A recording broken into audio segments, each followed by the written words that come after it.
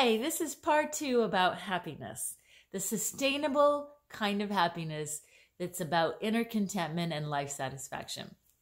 I wanted to just briefly talk about 9 things that can lead you towards that kind of happiness that has to do with contentment and an inner state of mind. And the first thing is to work on changing your outlook. A lot of times we are our own worst enemy when it comes to this because of the way we perceive things that happen to us and the negative self-talk that we carry on in our heads. The second one is resilience. Think of a rubber band and how a rubber band gets stretched out of shape, but then it bounces back. Well, our ability to bounce back actually helps us in the long run to know that we can handle and tackle difficult situations. That leads to a greater sense of contentment and life satisfaction.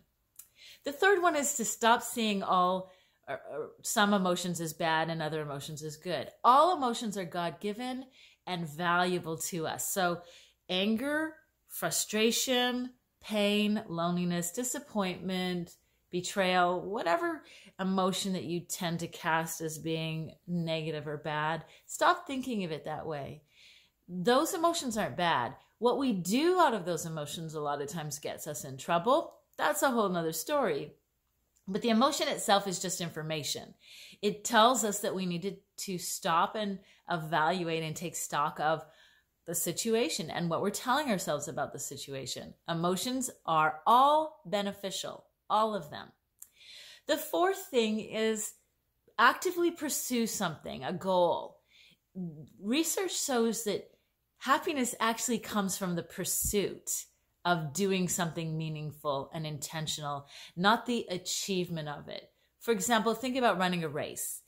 The act of actually running it, training for it, preparing for it is far more linked with life satisfaction than crossing the finish line. Interesting. The next one, don't compare yourself to anybody else.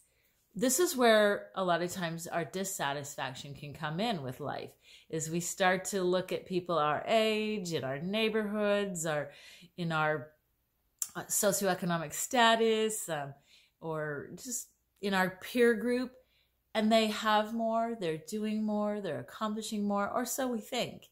And so then we begin to cast ourselves in a negative light, have a negative perspective about where we're at, and that can rob us of some of that life satisfaction that we're looking for. Next, cultivate positive, healthy relationships. It really does boil down to relationships. If you want to be happier in the right kind of way, then find friends. Hang out with people that you love. Schedule time to be with loved ones. The second to last one is to get perspective. A lot of times when we are in the situation and we're up close and personal with whatever is difficult, it doesn't feel very good. It's hard. Yeah, it's hard. It's uncomfortable.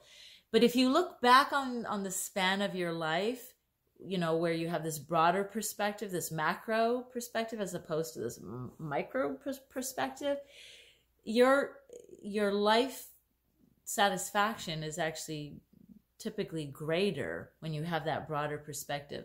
So remember that when you're going through something really, really difficult, you're not always going to feel happy in the moment. But over time, perspective does have a way of changing that for you.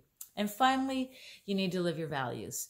If what you're doing on a day-to-day basis is contrary to what you actually know and believe is important to you, you are never going to be able to find a state of happiness, a state of inner peace and contentment and joy.